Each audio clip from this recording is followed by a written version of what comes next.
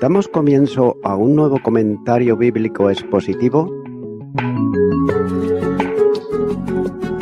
Servidores de Dios. Quien te habla es Manuel Cornejo. En esta ocasión estaré compartiendo sobre el libro de Génesis, capítulo 37, y al comenzar este capítulo hallamos la historia de José. Es por eso que ahora toma aquí el hilo de la línea de Abraham, Isaac y Jacob. Y llegamos al cuarto hombre sobresaliente en esta última sesión del libro de Génesis. Es por eso que de aquí en adelante y durante el resto del libro de Génesis nos estaremos concentrando en José, ya que era el propósito de Dios ya revelado a Abraham, como por ejemplo señala en Génesis capítulo 15 y los versículos 15 al 16, donde dice: «Y tú vendrás a tus padres en paz, y serás sepultado en buena vejez, y en la cuarta generación volverá acá, porque aún no ha llegado su colmo a la maldad del amorreo hasta aquí». Llevar a la familia escogida bajo la dominación extranjera hasta que haya llegado a su colmo la maldad del amorreo. Y note que Canaán está madura para su posesión. De modo que la serie de los acontecimientos para guiar a Israel a Egipto es activada a través de las rivalidades y las dificultades de los 12 hermanos, bajo la mano de Dios. La historia en los clásicos ejemplos de la providencia se puede notar que en la vida de José, el patriarca, de quien más se relata en la Escritura, es una historia revestida de la soberanía de Dios. Pero, sin embargo, cuando decimos que el elemento dramático comienza a predominar más en la narrativa de la vida de José, no se está sugiriendo que el autor la inyectó. La verdad todavía es más extraña que la ficción. No es la capacidad del autor lo que hace dramático estos relatos, ya que estas cosas, en realidad, ocurrieron tal como fueron narradas. El drama implicado prácticamente nada más que la incomparable manifestación de la providencia divina, que resplandece con más brillo aquí que quizás en ningún otro lugar de la historia sagrada. Nótese que José es presentado como un miembro especialmente escogido de su familia, y al igual que Isaac y Jacob, José es una ilustración de la elección divina y de la gracia de Jehová Dios. Romanos capítulo 9 versículos 11 al 13 nos dice: «Pues no había aún nacido, ni había hecho aún ni bien ni mal, para que el propósito de Dios conforme a la elección permaneciese no por las obras, sino por el que llama. Se le dijo: el mayor servirá al menor, como está escrito: a Jacob amé, mas a Esaú aborrecí».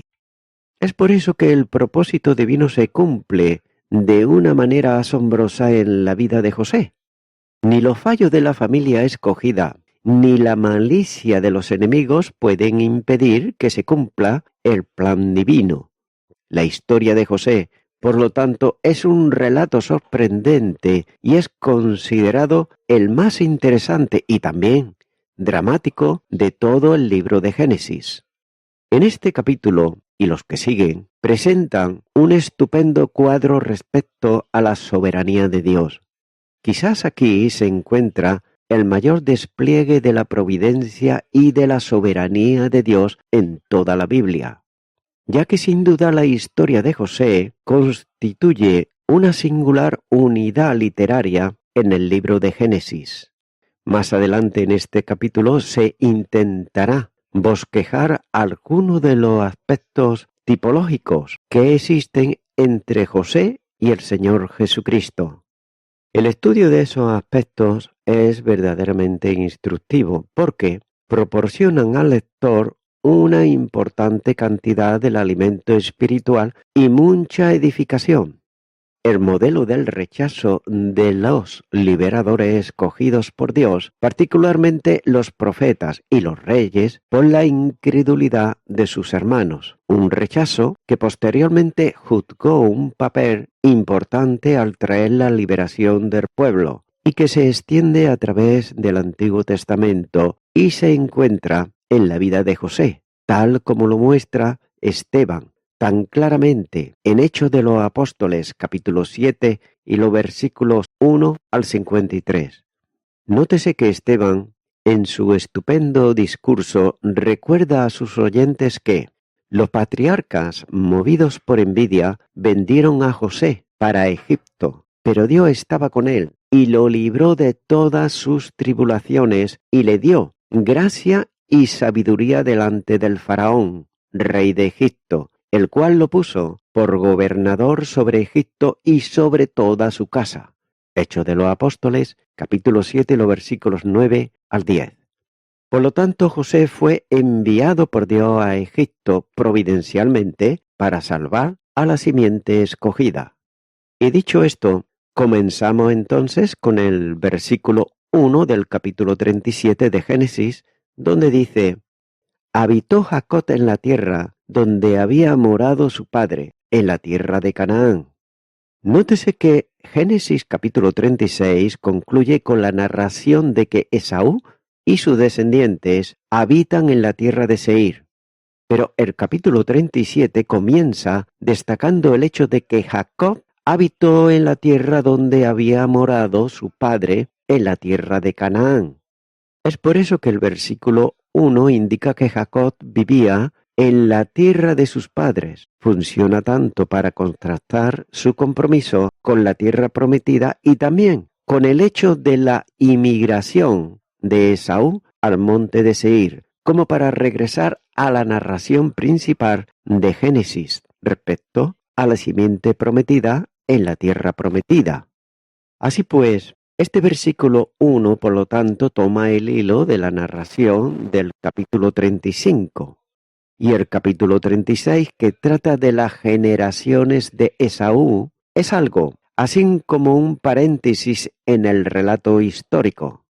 El encabezamiento de esta sesión se encuentra en Génesis capítulo 37, versículo 2, la primera parte, donde dice que esta es la historia de la familia de Jacob. Y note que mira el contenido de los capítulos siguientes. Sin embargo, por otro lado, no debe de pasarse por alto que, a pesar de la preeminencia dada a José a través de toda esta sesión, Jacob sigue siendo el personaje dominante en el relato. Continuará con el versículo 2, donde dice: esta es la historia de la familia de Jacob. José, siendo de edad de 17 años, apacentaba las ovejas de sus hermanos, y el joven estaba con los hijos de Bilha y con los hijos de Zilpa, mujeres de su padre, e informaba a José a su padre la mala fama de ellos. Dice este versículo 2 que cuando José tenía 17 años de edad, era un siervo con sus hermanos en la tarea de pastorear las ovejas de su padre. José era un nahar, es decir, un joven, y no un jefe de pastores. Los hijos de Jacob, con quienes trabajaba, eran los hijos de Bilha, Dan y Neftalí, y los hijos de Zilpa, Gal y Aser, como señala Génesis capítulo 30, versículo 5 al 13. Por otro lado, la frase cuando dice informaba José a su padre de la mala fama de ellos, no es muy específica, ya que evidentemente los hijos de Jacob eran culpables de algunos actos indignos, y a la luz de lo que se sabe de ellos, es fácil, por otro lado, imaginar la veracidad del informe que José daba a su padre. El autor de Génesis no hace ningún comentario respecto a la fidelidad de lo que decía José. Por tanto, uno puede suponer que la principal responsabilidad de José era hacia su padre y por lo tanto actuaba correctamente. Había también una relación especial entre Jacob y José. y los ideales espirituales de José eran completamente diferentes a los de sus hermanos. De todos modos, el comportamiento de José era diferente del de sus hermanos, lo que motivó, por otro lado, la envidia y también el odio de estos hacia él. Uno, por otro lado, podría suponer que José informaba a su padre acerca del mal comportamiento de los hermanos porque se dio cuenta de que el nombre de Dios era blasfemado por los habitantes de la tierra a causa de la maldad de ellos. Génesis capítulo 34, versículo 30 dice: Entonces dijo Jacob a Simeón y a Leví: Me habéis turbado con hacerme abominable a los moradores de esta tierra, el cananeo y el fereceo, y teniendo yo pocos hombres, se juntarán contra mí y me atacarán, y seré destruido yo y mi casa.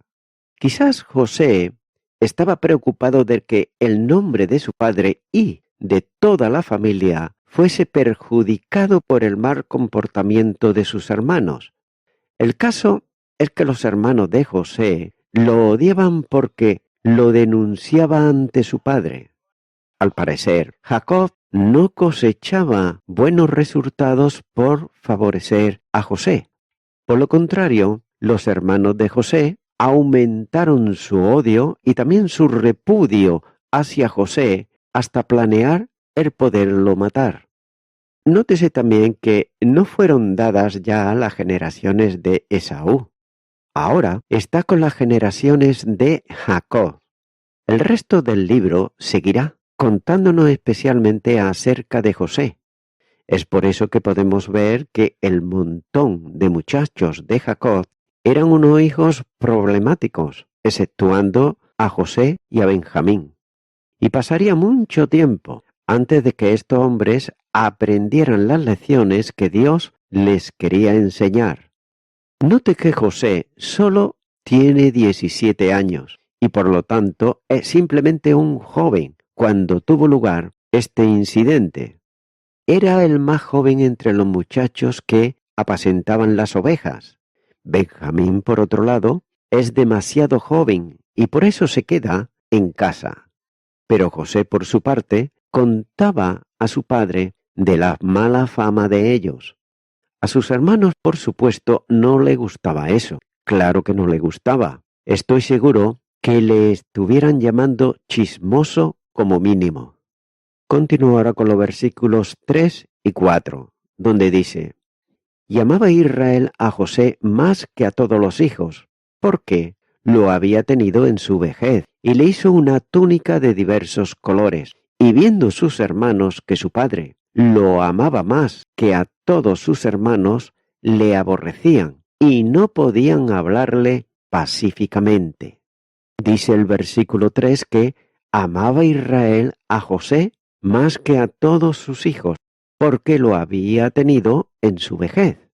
Por tanto, no era extraño que eso suceda incluso también en el día de hoy. Padres que tienen a hijos a una edad avanzada tienden, de alguna manera, a favorecerlos. El amor de Jacob hacia José hizo que el patriarca regalase a su hijo una túnica de diversos colores, que era por otro lado una expresión hebrea que parece referirse a una túnica larga con mangas o a una túnica ceremonial con adornos. En el segundo libro de Samuel, capítulo 13, versículo 18, se describe de manera similar el vestido que llevaba Tamar, la hija de David. De modo que la túnica que Jacob le dio a José era una señal de realeza. No importa de qué manera se traduzca el sustantivo túnica, lo cierto es que los hermanos de José se ofendían al ver que su hermano vestía aquella llamativa túnica. Si, como parece ser, tenía mangas y el largo le llegaba a los tobillos, esa túnica no era para ser usada para trabajar. Por lo tanto, aquel vestido señalaba a José como superior, quizás como sobreveedor, y mediante aquella túnica Jacob expresaba su intención de dar a José la preeminencia sobre sus hermanos. No sorprende, por lo tanto, que los hermanos estuviesen disgustados por la relación de José con su padre. Note que Jacob debió de haber aprendido una lección en su propio hogar, ya que él sabía que el tener un favorito en la familia causaría dificultades. Su propio padre había favorecido a su hijo mayor, y este hijo supo lo que era ser tratado sin equidad. Pero ahora él practica la misma cosa. Por lo tanto, podemos comprender cómo él se sentía sabiendo que Raquel fue la esposa a quien realmente amó. Ella fue la mejor cosa en su vida. Y José para él es un buen muchacho, y también lo es Benjamín. Él amó a estos dos hijos, y eso es verdad, pero todavía no es una excusa, ya que Jacob no debió de haberle hecho a José esa túnica de diversos colores. Otra posible traducción más de esta túnica sería la túnica con mangas. En aquel día era difícil poner mangas y de costumbre no se hacía.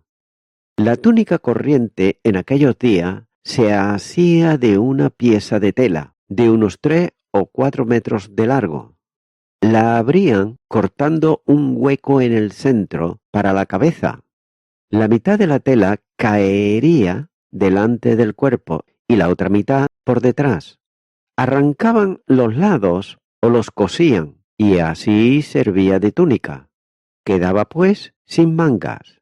Y así cuando una persona vestía una túnica que tenía mangas, pues esto le distinguía entre los demás. Y ciertamente una túnica de diversos colores también habría hecho lo mismo. Es natural que los hermanos le odiaban por ser el favorito de su padre. Ni aun les era posible hablarle pacíficamente, de modo que aquí vemos la rivalidad en esta familia también. Ya que no importa quién sea la familia, el pecado la arruinará. El pecado echa a perder las vidas y el pecado arruina a las familias. El pecado arruina las comunidades y a las naciones enteras. Este es el problema con nuestras familias, es el problema con nuestras ciudades, es el problema con nuestras naciones hoy en día. Hay una sola causa y Dios lo llama pecado. Así pues, encontramos que José lo tratan sus hermanos desfavorablemente. Su padre lo trata sin equidad por tener tanto amor para con él. Pero note que los hermanos, sin embargo, lo tratan desfavorablemente por tenerle odio. Continuar con los versículos 5 al 10, donde dice: Y soñó José un sueño, y lo contó a sus hermanos, y ellos llegaron a aborrecerle más todavía. Y él le dijo: Oíd ahora este sueño que he soñado. He aquí que atábamos manojos en medio del campo, y he aquí que mi manojo se levantaba y estaba derecho, y que vuestros manojos estaban alrededor y se inclinaban al mío. Le respondieron sus hermanos: ¿Reinarás tú sobre nosotros, o señorearás sobre nosotros? Y le aborrecieron aún más a causa de sus sueños y sus palabras. Soñó aún otro sueño, y lo contó a sus hermanos, diciendo: He aquí que he soñado otro sueño, y he aquí que el sol y la luna y 11 estrellas se inclinaban a mí. Y lo contó a su padre y a sus hermanos, y su padre le respondió y le dijo: ¿Qué sueño es este que soñates? ¿Acaso vendremos yo y tu madre y tus hermanos a postrarnos en tierra ante ti? Los sueños de José aumentaron el odio de sus hermanos. No solo hay nuevo combustible para la llama, ya que continuamente esta llama estaba cada vez más caliente en contra de José. En las 4 etapas, como se pueden ver de los versículos 2, 4, 8 y 11, sino que el fuego también se esparcía. En el versículo 2, la segunda parte, solo 4 hermanos al parecer estaban implicados, pero note que en el versículo 4 estaba ya todo el grupo, y en el versículo 10, el regaño del padre, aunque moderado, completó el aislamiento del muchacho, dejándolo al parecer en pugna con su mundo. Pero nótese que en el versículo 11 es un hecho escondido de José. El primero de los sueños de José es una clara afirmación de que José iba a reinar sobre sus hermanos. Los hermanos de José captaron ellos rápidamente la importancia e inmediatamente diciendo, ¿reinarás tú sobre nosotros? Versículo 8. El odio es, por tanto, aumentado por la expresión sueños, aunque quizás, en plural, es una exageración o una hipérbole. Pero lo cierto es que los hermanos de José entendieron con toda claridad el cuadro que su hermano presentaba delante de ellos y rehusaron aceptarlo. Por otro lado, obsérvese el uso de la interjección cuando dice «he aquí» en los versículos 7 y 9, que sugiere un énfasis especial al relato y añade también vitalidad al relato del sueño. Quizá esa sea la manera de llamar la atención que aumentó la ira y el disgusto de los hermanos de José. El segundo sueño sigue en el versículo 9. Y note que si el primero sugería supremacía sobre sus hermanos, el segundo sugiere supremacía sobre toda la familia. Jacob captó el significado del sueño y de inmediato exclamó, ¿qué sueño es este que soñates? ¿Acaso vendremos yo y tu madre y tus hermanos a postrarnos en tierra ante ti? Versículo 10. Dicho sea de paso, el segundo sueño es muy importante, y lo es para la interpretación de los enigmas de la visión de Juan en Apocalipsis capítulo 12 y los versículos 1 al 5, que apoya con firmeza la interpretación de que la mujer en ese pasaje de Apocalipsis es la nación de Israel. El versículo 9 también sugiere que José se apresuró a relatar su segundo sueño a sus hermanos. Por otro lado, Leopold comenta sobre esto lo siguiente cuando dice, la repetición de «he aquí», usada para relatar el sueño, está mostrando cómo el pensamiento surgido por el sueño, personalmente, complació a José, ya que el sueño como tal es típicamente un sueño. Cosas imposibles están sucediendo. Entonces cabe hacerse una pregunta y es la siguiente. ¿De qué otra manera que no fuese un sueño podrían los astros inclinarse? El participio es durativo cuando dice estaban inclinándose, es decir, lo hacían repetidamente. El sueño de José no solo hizo enfadar a sus hermanos, sino que además sorprendió también a José, el padre.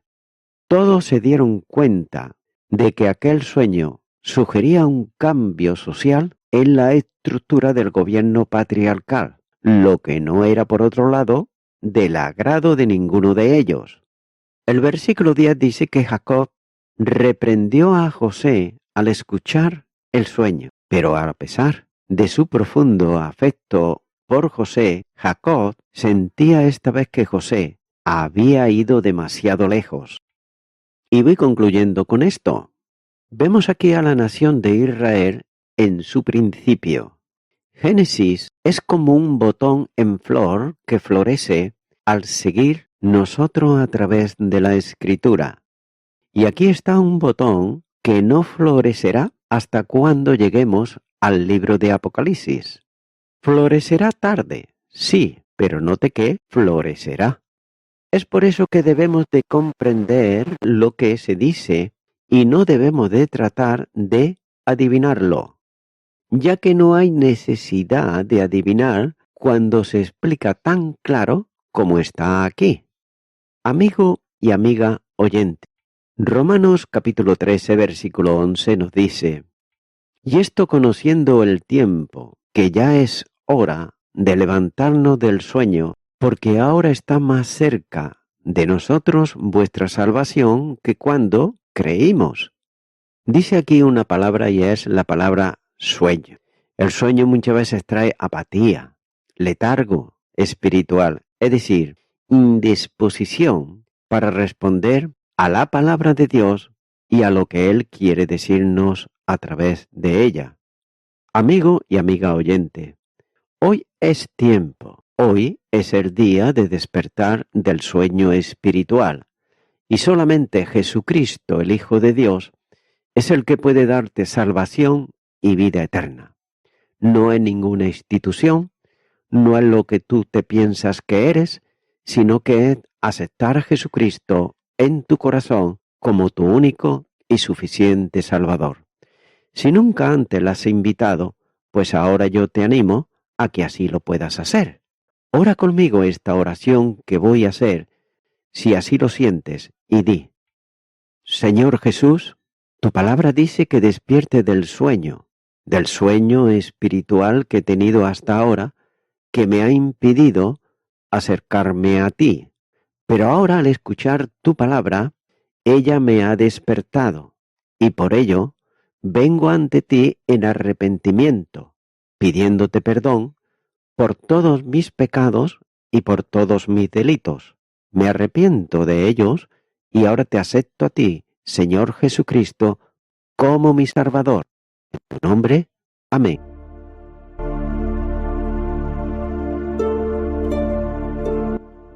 Amigo y amiga oyente, si tú has hecho esta oración de corazón, te recomiendo que comiences a orar a Dios, en primer lugar, en el nombre del Señor Jesucristo. Orar a Dios no es rezar, sino que es hablar con una persona. También te recomiendo que leas la palabra de Dios y lo hagas a diario. Comienza, por ejemplo, con el Nuevo Testamento.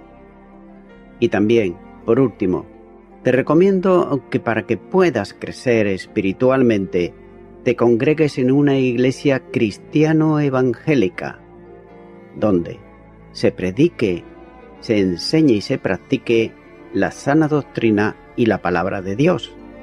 Congrégate ahí y con el tiempo podrás crecer espiritualmente y también servir al Señor Jesucristo. Que Dios te bendiga. Y a toda la audiencia, nuevamente ya me estoy despidiendo de todos ustedes y será hasta el próximo programa. Que Dios os bendiga a todos.